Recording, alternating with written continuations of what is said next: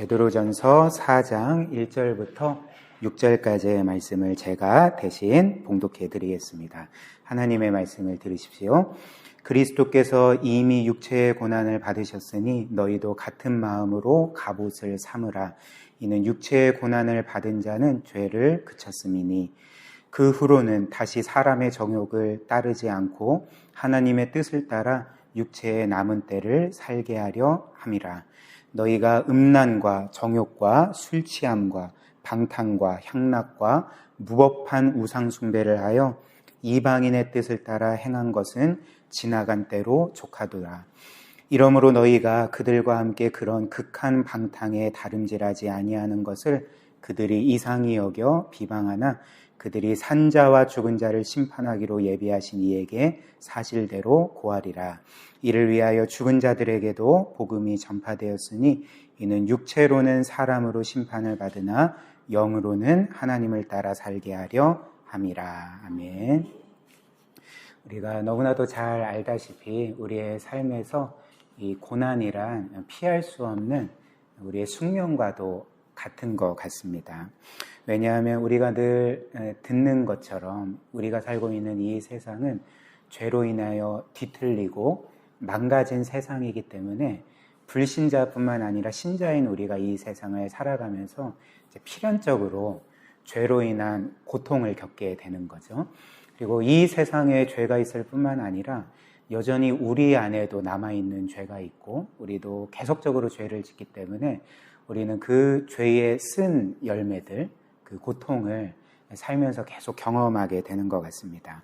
그러나 구원받은 성도에게 이 죄로 인한 고난은 단지 우리를 고통스럽게 하지만 않고 우리로 하여금 그 고통은 우리를 위해 고난당하신 그리스도를 본받게 하는 그 하나의 은혜로운 장을 우리에게 제공한다. 오늘 성경이 우리에게 알려주는데요. 그래서 1절이 우리에게 이렇게 말해줍니다. 1절 말씀 한번 다시 보시면 상반절 보시면 그리스도께서 이미 육체의 고난을 받으셨으니 너희도 같은 마음으로 갑옷을 삼으라. 이렇게 말씀하시죠. 그래서 그리스도께서는 우리를 위해서 육체로 그분의 그 육체로 고난을 겪으셨죠. 그래서 십자가 고난을 포함한 우리가 마땅히 받아야 될 모든 고난을 그분이 대신 받으시고 우리를 구원하신 것입니다. 그런데 성경은 오늘 우리도 우리를 위해 고난당하신 그리스도의 마음을 품고 특별히 뭐라고 말합니까? 너희도 같은 마음으로 갑옷을 삼으라 이렇게 말씀을 합니다. 즉 그리스도의 마음을 품는 것뿐만 아니라 그 그리스도의 마음을 갑옷 삼아서 영적으로 무장하라는 거죠. 그렇다면 우리가 이런 고난당하신 그리스도의 마음을 품고 그것으로 무장하기 위해서는 고난당하실 때 그리스도의 마음이 어떤 것이었나 이것을 알 필요가 있지 않겠습니까? 그래서 이에 대해서 제가 두 가지로 말씀을 드리면 첫 번째로 고난 중에서 그리스도께서 품으신 마음은 고난에도 불구하고 끝까지 하나님의 뜻을 행하고자 하는 그런 마음이었습니다. 우리가 누가복음 22장을 보면 주께서 십자가에 못 박혀 죽임당하시기 직전에 겟세마네라는 동산에서 정말 피가 땀같이 땅에 떨어질 정도로 간절하게 기도하시지 않았습니까? 근데 놀랍게도 우리 주님께서는 아버지여 이 잔을 내게서 옮기시옵소서. 즉 가능하다면 내가 이 십자가 고난과 죽음을 겪지 않도록 해주십시오라고 이렇게 기도하셨습니다. 이는 우리에게 무엇을 보여주냐면 예수님께서 이제 겪으실 그 십자가의 고통, 그것은 하나님의 진노와 심판 아니었습니까? 그것이 주님께도 얼마나 두렵고 또 고통스러운 것이었는지를 우리에게 보여주는 그 주님의 기도의 모습이라 할 수가 있는 거죠. 그러나 주님께서는 아버지여 이 잔을 내게서 옮기시옵소서라고만 기도하시지 아니하고 곧바로 이렇게 기도하셨죠. 그러나 내 뜻대로 하지 마시고 아버지의 뜻대로 하옵소서. 아버지의 뜻을 이루어 주옵소서. 이렇게 기도를 하셨던 것입니다. 그래서 이 고난을 맞이하는, 고난을 감당하는 주님의 마음은 무엇이었습니까? 이런 고난에도 불구하고 나는 끝까지 아버지의 뜻을 행할 거다. 이 뜻을 이루올 거다. 그렇기 때문에 이때 그리스도의 마음은 자신의 안위나 유익이 아니라 온전히 하나님의 뜻을 쫓고 그 뜻을 이루고자 하는 그 마음이었음을 우리가 알게 되는 거죠. 그리고 두 번째로 그 고난 당하실 때 주님의 마음은 하나님의 뜻을 행할 뿐만 아니라 우리를 구원하시고자 하는 마음이었습니다. 즉 우리를 사랑하사 우리의 최고의 유익을 안겨주시기를 원하는 그 마음이 고난 당하신 그 주님께서 품으신 마음이었던 거죠. 그 요한복음 13장을 보면 주님께서 이제 잡히시기 전에 제자들과 마지막 유월절 만찬을 하시지 않았습니까? 근데 유월절 만찬을 시작하시기에 앞서 주님께서 하신 일이 있었습니다. 그 일은 그 모든 제자들의 발을 친히 씻어 주셨던 거죠. 그런데 제자들의 발을 씻겨 주시기 직전에 그 의미에 대해서 주님은 이렇게 말씀을 하셨거든요. 그 요한복음 13장을 보면 이것은 이제 주님이 말씀하신 것이 아니라 이제 성경의 저자가 주님의 행동을 해석한 것이었는데요. 주님은 자기 사람들을 사랑하시되 끝까지 사랑하시느니라, 이렇게 그 주님의 행동을 우리에게 그 의미를 전해 주었던 것입니다. 즉 주님께서 고난을 겪으실 때, 그 고난을 끝까지 견디시고 감당하실 때 품으셨던 마음은 우리를 끝까지 사랑하사 우리의 최고의 유익을 위해서, 자신의 안위나 유익이 아닌 바로 우리의 유익을 위해서 고난을 끝까지 겪으신 그 마음이었음을 또 우리가 알게 되는 거죠. 그리고 오늘 본문 말씀은 우리에게 이런 주님의 마음을 품을 뿐만 아니라 이런 주님의 마음으로 우리가 이제 무장되어야 된다. 영적으로 무장되어야 된다. 이제 이렇게 말합니다. 특별히 당시 이 베드로전서가 쓰여질 시기에 초대교회는 극심한 핍박을 받던 교회였습니다. 그래서 우리가 읽진 않았지만 베드로전서 4장 12절을 보면 이런 구절이 나오는데요. 한번 보십시오. 12절. 사랑하는 자들아, 너희를 연단하려고 오는 불시험을 이상한 일 당하는 것 같이 이상히 여기지 말라, 이렇게 말합니다. 즉 당시 그 초대교회 성도들은 불시험과 같은 자신들이 믿는다는 이유 때문에 극심한 핍박을 겪고 있었던 상황이었던 거죠. 그런데 그런 시기에 성경은 그들과 그리고 오늘을 사는 우리에게 어떤 것을 요구할까요? 우리가 믿음 생활을 하면서 때로는 고통을 당하고 핍박을 당할 때 우리가 해야 될 일은 그리스도의 마음을 품는 거다. 즉 고난 가운데서도 우리가 우리의 어떤 안위와 유익과 안전을 챙기지 아니하고 하나님의 뜻을 이루기 위해서 끝까지 믿음으로 고난을 견디고, 또 하나님의 뜻뿐만 아니라 이웃의 복과 또 다른 사람들의 유익을 위해서 우리가 끝까지 믿음으로 이 고난을 견뎌야 된다. 이것이 그리스도의 마음으로 무장되는 거다. 우리에게 그렇게 이제 알려주고 있습니다. 그리고 이제 본문 말씀은 이어서 이렇게 그리스도의 마음으로 무장된 상태에서 고난을 견디는 자는 그 1절 다시 보시면 이렇게 말하죠.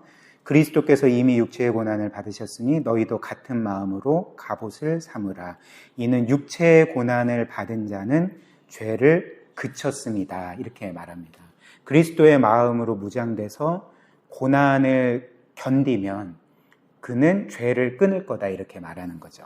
근데 사실 여기에서 이 육체의 고난을 받은 자는 죄를 그쳤다라고 할 때 이 육체의 고난을 받은 자가 누구인지, 즉 이 문장의 주어가 누구인지 특정하기가 쉽지는 않습니다. 그래서 그 신학자들마다 이 본문을 해석할 때 여기에서 고난받는 자가 누군가, 주어가 예수님인가 아니면 구원받은 성도인가, 이렇게 좀 특정하지 못하는 거죠. 그래서 만약 주어가 예수님이라면, 여기서 육체의 고난을 받는 자가 예수님이라면 예수님께서 우리를 위해 고난을 받으심으로써 죄를 멸하신 것이 되겠죠. 죄를 끊어내서, 그래서 2절 말씀처럼 2절 보시면 그 후로는 다시 사람의 정욕을 따르지 않고 하나님의 뜻을 따라 육체의 남은 때를 살게 하려 함이라. 즉 그리스도께서 고난을 겪으시고 죄를 멸하시고 그래서 그 구원의 은혜를 받은 우리는 이제 거룩한 삶을 살아야 된다. 이렇게 촉구하고 있는 거죠. 그리고 이것이 주어가 예수 그리스도뿐만 아니라 성도도 될 수 있는 거죠. 만약에 이 고난을 받은 자가 예수 그리스도가 아니라 성도라면 이제 어떻게 해석하게 되어 있겠습니까? 이것도 자연스러운 그 결론으로 이어지는데, 우리가 앞에 본 것처럼 우리가 그리스도의 마음으로 무장된 상태에서 고난을 겪는다는 것, 견딘다는 것이 하나님의 뜻을 이루고 또 이웃의 유익을 위해서 그 고난을 견딘다는 의미라고 말씀드리지 않았습니까? 그러니까 이런 마음으로 한 사람이 고난을 믿음으로 견디게 되면 그는 자연스럽게 죄와 싸우게 되겠죠. 그러니까 자신의 유익이나 자신의 안위나 이런 것들로 인해서 믿음을 버리지 아니하고 도리어 끝까지 믿음으로 고난과 맞서 싸우면서 죄와 맞서 싸우게 되고 그는 죄를 끊게 되지 않겠습니까? 그러니까 주어가 예수 그리스도라면 그분의 고난으로 우리의 죄를 멸하신 것이 되고, 그래서 우리는 거룩한 삶을 살라, 이런 말씀이 되는 거고, 성도가 주어라면 우리는 그리스도의 마음을 품고 믿음으로 고난을 이길 때 죄와 싸우게 되고 그 죄를 끊게 되고 거룩한 삶을 살아가게 된다. 그러니까 둘 모두 가능한 신학적으로 옳은 해석인 거죠. 그래서 어찌됐든 하나님은 이렇게 그 그리스도의 마음으로 무장된 상태에서 믿음으로 고난을 받는 사람, 그 믿음으로 그 고난 중에 싸우는 사람을 향해서 이렇게 거룩한 삶을 명하는 것입니다. 3절 말씀 이어서 보십시오. 이렇게 말하죠.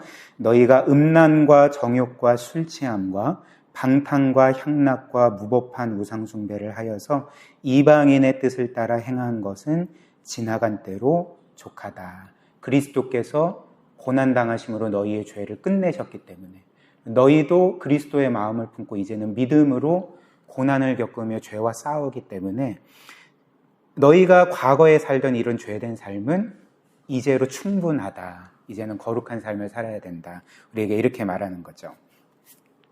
그리고 이어서 성경은 우리가 이렇게 거룩한 삶을 살아가게 될 때에 하나님은 우리의 모습을 기뻐하시지만 이 세상은 우리의 그런 모습을 비방할 수도 있다. 이렇게 경고합니다. 4절 말씀 보십시오. 이러므로 너희가 그들과 함께 그런 극한 방탕에 다름질하지 아니하는 것을 그들이, 즉 세상 사람들이 이상히 여겨서 비방한다. 이렇게 말을 하는 거죠. 그리고 이는 실제로 로마 시대의 초대교회 성도들이 겪었던 일이기도 합니다. 우리가 몇 번 함께 살펴본 것처럼 역사의 기록에 따르면 로마 시대의 초대교회 성도들은 크게 두 가지 면에서 당시 로마 사람들과는 굉장히 뚜렷하게 구별된 삶을 살았습니다. 첫 번째는 이웃을 향한 그 무차별적인 사랑의 삶에서 로마인들과 철저하게 구별됐고요. 두 번째는 성적인 순결에 있어서 로마인들과는 비교도 할 수 없는 거룩한 삶을 살았던 거죠. 그래서 로마인들도 이런 그리스도인들의 모습을 보면서 굉장히 놀라워하고 또 그들이 구세주로 전하는 그리스도에 대해서 관심을 가졌던 것입니다. 특별히 우리가 그 전에도 들었던 것처럼 그 로마 제국 시대에 크게 이제 두 차례의 전염병이 돈 적이 있었거든요. 근데 이제 수많은 사람들이 죽어갔고, 보통 전염병이 돌게 되면 사람들은 어떻게 해야 됩니까? 이제 그 지역을 빠져나가야 되겠죠. 그 도시를 빠져나가서 자신의 생명을 어찌됐든 구원해야 될 것입니다. 그러나 모든 사람들이 도시를 버리고 죽어가는 사람들을 버리고 그 도시를 떠날 때에 그 도시 안에 있는 그리스도인들은 그곳에 남아서 이제 병든 자들을 간호하고 끝까지 그들과 함께하면서 죽어가며 이제 그리스도의 사랑을 단지 입술로만이 아니라 그들의 삶으로 증거했던 것입니다. 그래서 굉장히 재밌는 사실이 이렇게 전염병이 돈 이후에 통계적으로 역사의 기록을 보면 기독교가 굉장히 부흥했던 거죠. 그런데 오늘 성경이 뭐라고 말합니까? 그럼에도 불구하고 성도들이 이렇게 거룩한 삶을 살고 그리고 사랑에 있어서 놀라운 삶을 산다 할지라도 모든 이들이 그리스도인들이 환영하는 것은 아니다. 이들은 그리스도인들의 모습을 보며 한편으로는 놀라워하면서도 또 한편으로는 그들이 자신들과 같이 세속적으로 살지 않는 것에 대해서 이제 불만을 갖고 그들을 미워하고 그들을 비방할 수도 있다. 이렇게 우리에게 전해주는 거죠. 그래서 실제로 수많은 그리스도인들이 당시 사람들에게 미움을 받았고요. 또 거짓 그 소문으로 인해서 모함을 받았고요. 그로 인해서 불의한 재판을 받고 감옥에 갇히거나 혹은 원형 경기장에서 맹수의 밥으로 던져지지 않았습니까? 혹은 십자가에 못 박혀 죽임당하지 않았습니까? 그렇다면 이들의 삶, 이 그리스도인들의 삶은 실패했을까? 물론 세상의 관점에서는 굉장히 실패한 삶이 되겠죠. 그러나 성경이 우리에게 분명하게 말씀하는 바는 무엇입니까? 이 세상의 법정에서는 이들을 정죄했지만 그러나 최종 심판하실 분이 그들의 편이고 그들의 구세주가 되신다. 또 우리의 구세주가 되신다. 우리에게 알려주는 거죠. 4절과 5절 한번 다시 보십시오. 우리 4절, 5절 같이 한번 읽어볼까요? 시작. 이러므로 너희가 그들과 함께 그런 극한 방탕에 다름질하지 아니하는 것을 그들이 이상히 여겨 비방하나 그들이 산자와 죽은 자를 심판하기로 예비하신 이에게 사실대로 고하리라. 특별히 5절 말씀 보면 그들은 그리스도인들을 비방하는 자들이죠. 이들이 산자와 죽은 자를 심판하기로 예비하신 즉 그리스도에게 마지막 날 사실대로 고하리라. 이렇게 말씀을 하는 것입니다.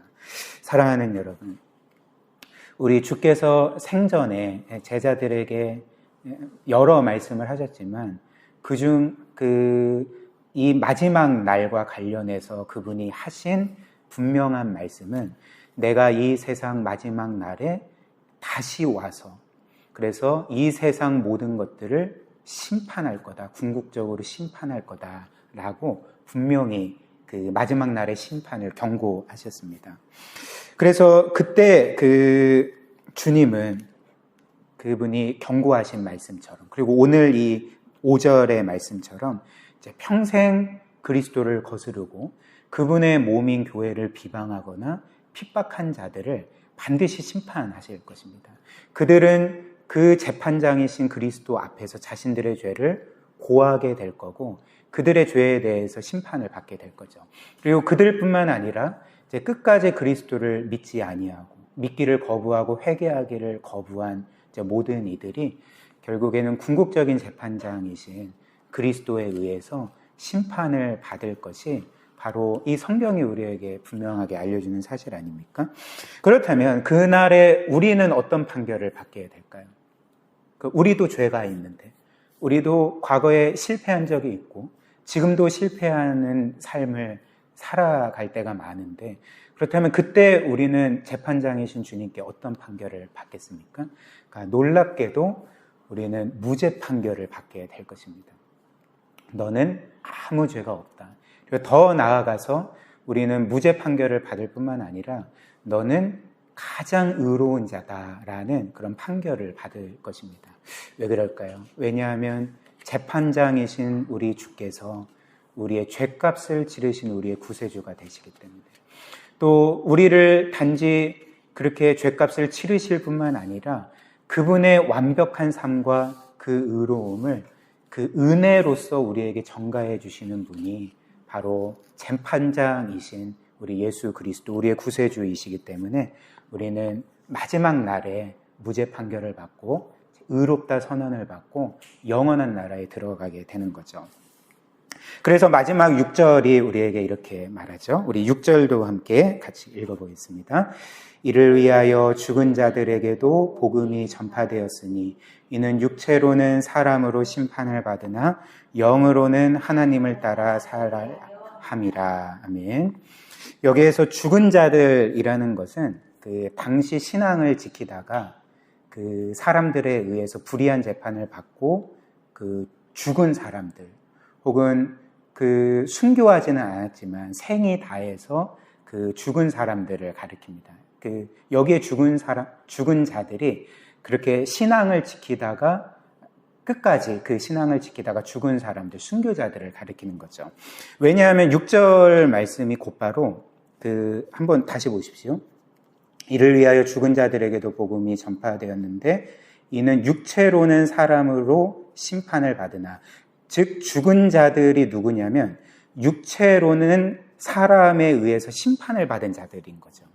그러니까 여기에서 사람에 의해서 심판을 받았다는 건 뭘 의미할까요? 그러니까 당시 초대교회 성도들이 그리스도를 향한 믿음을 지키다가 세상의 불의한 재판을 받고 정죄받아 죽은 그 사람들을 가리키는 것입니다. 그런데 이들에게 그 전에 복음이 증거되었고 그 복음을 이들은 온전히 믿고 구세주 예수 그리스도를 자신의 구세주로 영접했기 때문에 이들은 육체로는 사람에 의해 불의한 재판을 받고 심판을 받았으나 이제 뭐라고 말합니까? 영으로는 하나님을 따라 살게 하려 함이라. 즉 육체로는 죽었지만 하나님께서는 그들의 영혼을 정말 자신의 눈동자와 같이 지켜 보호하여 주시고 구원하여 주셔서 그들을 영원한 나라에 들이셨고 영원토록 삼위 하나님과 그 정말 말로 표현할 수 없는 영광의 복된 교제를 누리게 하셨다. 이렇게 우리에게 말씀해 주는 것입니다. 사랑하는 여러분, 요한복음 11장 말씀, 예수께서 죽은 나사로를 살리시는 그 사건이 기록된 말씀을 보면 우리 주께서 나사로를 살리시기 직전에 이런 말씀을 하셨습니다. 여러분들 잘 아시는 말씀인데요. 나를 믿는 자는 죽어도 살겠고 살아서 믿는 자는 영원히 죽지 아니하리라. 너가 이를 믿느냐? 이렇게 말씀을 하셨습니다. 이것이 바로 그리스도를 믿는 우리의 확실한 운명인 거죠. 우리는 믿음이 있다면 물론 이 세상에서 한 번은 죽게 되겠지만 그 죽음은 우리에게 끝이 아니라 영원한 생명과 영광으로 들어가는 찰나의 순간일 뿐입니다. 우리의 육신이 죽을지라도 하나님은 우리의 영혼을 지켜 보호하여 주시고 구원해 주시고 영원한 영광과 복락 가운데 들이시는 분이라는 것입니다. 그렇다면 마지막으로 이제 이 말씀을 우리의 삶에 잠시 적용을 해보면 오늘 이 성경 말씀의 핵심은 어찌됐든 우리를 위해 고난당하신 그리스도의 마음을 우리도 품어서 그래서 믿음으로 고난을 겪으면서 그 믿음의 싸움을 싸워 나가야 된다. 우리에게 그렇게 말씀해 주지 않았습니까? 그렇다면 우리는 우리의 삶에 한번 이런 질문을 해볼 수 있을 것 같습니다. 우리에게는 이렇게 우리의 믿음 때문에 싸우는 싸움이 있는가? 그리고 우리는 우리의 믿음 때문에 견디는 고난이 있는가? 물론 우리나라와 같이 종교의 자유가 완벽하게 주어지는 나라에서는 우리가 믿는다는 이유 때문에 핍박을 받지는 않을 것입니다. 그런 일은 거의 없을 것입니다. 그러나 그럼에도 불구하고 우리가 그리스도를 믿기 때문에 우리가 하고 싶어하는 일들을 하지 아니하고 우리가 마땅히 해야 될 일들을 최선을 다해 감당하고 있는지 우리 스스로 물어볼 수 있는 거죠. 또한 우리는 우리의 믿음 때문에 내가 사랑하지 못할 사람들을 사랑하고 내가 용서하지 못할 사람들을 용서하고 있는가? 또 우리는 우리의 믿음 때문에 때로는 손해보는 일들을 감수하고 그 가운데서도 하나님의 뜻을 이루기 위해서 애쓰고 있는가? 성경은 우리에게 이렇게 계속 점검하라 하고 요구하고 있는 것입니다. 그래서 오늘 주님께서는 이 말씀으로 이렇게 믿음의 선한 싸움을 싸우라. 나의 고난을 기억하고 너희도 믿음으로 나의 그 마음으로 무장하여 믿음의 선한 싸움을 끝까지 싸우라 우리에게 말씀하고 계시는 거죠. 이 말씀을 기억하면서 단지 우리의 입술의 고백만이 아니라 혹은 우리의 머리에만 있는 어떤 신앙의 고백이 아니라 우리의 실제의 삶 가운데 믿음을 통하여서 이 선한 싸움을 끝까지 싸워 나가는 저와 여러분들이 되시기를 주님의 이름으로 축복합니다.